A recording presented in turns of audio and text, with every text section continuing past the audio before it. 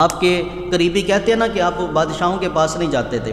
ایک دفعہ بادشاہ نے بلا لیا، بادشاہ نے کہا کہ غوث پاک ہمارے محل میں آئیں اور ہمارے پاس آ کے نا محفل پڑھیں، ہمیں کوئی بیان سنائیں، حضور کی شان سنائیں۔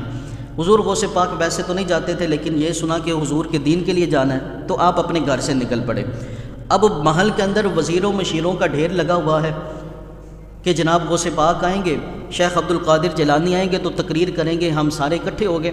اور دوسری طرف ایک کلی کے اندر ایک غریب خاتون رہتی تھی، بیوہ خاتون، اس کے ساتھ اس کی ایک بیٹی بھی رہتی تھی۔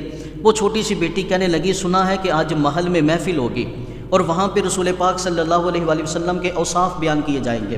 ہم لوگوں کو آج قدر نہیں کہ قرآن و سنت کو بیان کرنے والوں کی شان و شوکت کیا ہے۔ ہم لوگ آج یہ نہیں سمجھتے، کیونکہ ہمارے پاس تو آج ایک موبائل آ گیا، جس ٹائم ہم جناب اس پہ کلک کرتے ہیں تو سامنے مولوی حضور کی شان بیان کرتا نظر آتا ہے۔ لیکن ان لوگوں سے پوچھے نا جن کو کئی بستیاں کراس کر کے علماء کے پاس جانا پڑتا تھا، اور پھر علماء بھی کہتے تھے میں ابھی فارغ نہیں، ابھی میں فارغ ہوں گا تو تمہیں دین سناؤں گا، ابھی میں فارغ نہیں۔ حضرت عبداللہ ابن مبارک رضی اللہ تعالیٰ عنہ، آپ نے ایک ٹائم فکس کیا ہوتا تھا، آپ فرماتے تھے میں اس کے علاوہ کسی کو تقریر نہیں سناؤں گا، کسی کو مسئلہ نہیں بتاؤں گا، تاکہ لوگوں کو پتہ چلے اہل علم کا مقام کیا ہے۔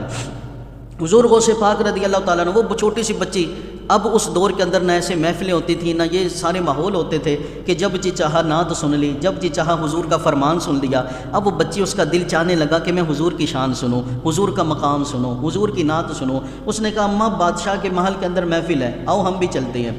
اب یہ ماں اور بیٹی دونوں جب محل کے دروازے پہ گئے تو چوکی دار نے روک لیا۔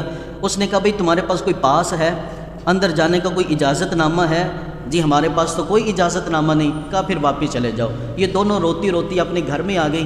اب بچی چھوٹی ہے، جب ماں کی حالت دیکھی تو پھر بچی چھوٹی کہنے لگی اماں پریشان کیوں ہوتی ہو؟ کیا تمہیں نعت نہیں آتی؟ جی مجھے نعت آتی ہے۔ کہا تو پڑھتی جا، میں سنتی جاتی ہوں، میں سنتی جاتی ہوں۔ دوسری طرف محل کے اندر غوث پاک کا انتظار ہو رہا ہے، ادھر وہ ماں اور بیٹی بیٹھ کر حضور علیہ السلام کی شانیں بیان کر رہی ہیں۔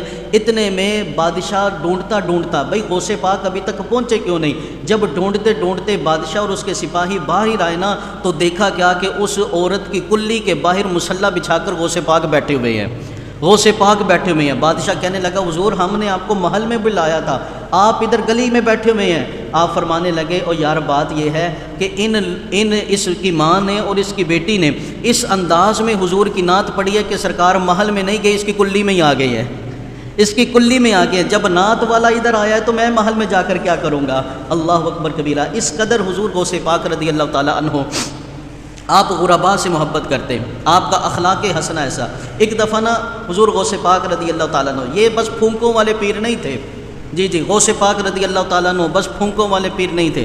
حضور غوث پاک رضی اللہ تعالیٰ عنہ دن رات لوگوں کو قرآن پڑھانے والے پیر تھے۔ جی یہ پیری مریدی ہمارے بزرگوں نے ہمیں بتائی ہے۔ ہمارے بزرگ ہم سے نا کچھ لوگ جھگڑ پڑتے ہیں، جی مولوی اور پیر صوفی ان کا آپس میں بنتا ہی نہیں ہے، بنتی نہیں، آپس میں لڑتے رہتے۔ او بھئی ہم نہیں لڑتے، اگر کوئی پیر غوث پاک جیسا ہو تو قدموں میں بیٹھے ملا علی قاری نظر آتے ہیں۔ اگر پیر غوث پاک جیسا ہو تو ابن جوزی جو مفسر بھی ہیں، محدث بھی ہیں، کثیر کتابوں کے مصنف بھی ہیں، وہ ابن جوزی آپ کی تقریریں سنتا نظر آئے گا۔ حضور غوث پاک رضی اللہ تعالیٰ عنہ ایک دن میں 18 سبجیکٹ پڑھایا کرتے تھے، 18 کتابیں پڑھایا کرتے تھے۔ یہ جو درس نظامی پڑھانے والے لوگ ہیں نا ان سے پوچھے ذرا، 2 3 کتابیں پڑھانی پڑے نا تو ساری رات تیاری میں گزر جاتی ہے۔ 2 3 کتابیں پڑھانی ہو تو حضور غوث پاک رضی اللہ تعالیٰ عنہ آپ پہلے ایک مدرسے میں پڑھایا کرتے تھے، وہ مدرسہ چھوٹا پڑ گیا، پھر جامعہ نظامیہ آپ نے قائم کیا۔ جامعہ نظامیہ میں پڑھانے لگے تو آپ اساتذہ سے کہا کرتے تھے، جو آپ کے ساتھ پڑھاتے تھے نا انہیں کہا کرتے تھے کہ یار جو سبجیکٹ مشکل ہے نا وہ مجھے دے دو۔ 18 کتابیں 18 سبجیکٹ آپ پڑھایا کرتے تھے۔ اور حضور غوث پاک رضی اللہ تعالیٰ عنہ فرمایا کرتے تھے جتنے ذہین طالب علم ہیں نا وہ سارے تم لے لو، جتنے کند ذہن ہیں نا وہ سارے مجھے دے دو، وہ سارے مجھے دے دو۔ اب حضور غوث پاک رضی اللہ تعالیٰ عنہ ایک دن نا آپ نے طالب علموں سے سبق سنا تو سبق نہیں آیا، آپ نے جلال کے ساتھ فرمایا کل سبق یاد کر کے آنا، نہیں تو خیر کوئی نہیں۔ اب جناب اگلے دن طالب علم آئے تو کپڑے پھٹے ہوئے، کپڑے گندے، اور ان گندے کپڑوں کے ساتھ نا غوث پاک کے سامنے حاضر ہو گئے۔ آپ نے جب کپڑوں کو دیکھا آپ نے کہا یار یہ کیا معاملہ، کپڑے بدلے کیوں نہیں تم لوگوں نے؟ کہنے لگے حضور آپ نے جو فرمایا تھا نا کل خیر نہیں، ہم تو ساری رات بیٹھے کتابیں پڑھتے رہے، ہم تو صبح بھی سبق یاد کرتے رہے، ہمیں تو کپڑوں کا دھیان ہی نہیں، ہم نے تو ناشتہ بھی نہیں کیا۔ حضور غوث پاک رضی اللہ تعالیٰ عنہ فرمانے لگے جاؤ کپڑے بدل کے آؤ۔ اور یہ جو گندے کپڑے نا میرے پاس لے کر آؤ۔ بچے کپڑے بدلنے گئے، آپ نے فرمایا کہ جاؤ اب جا کر ناشتہ کرو۔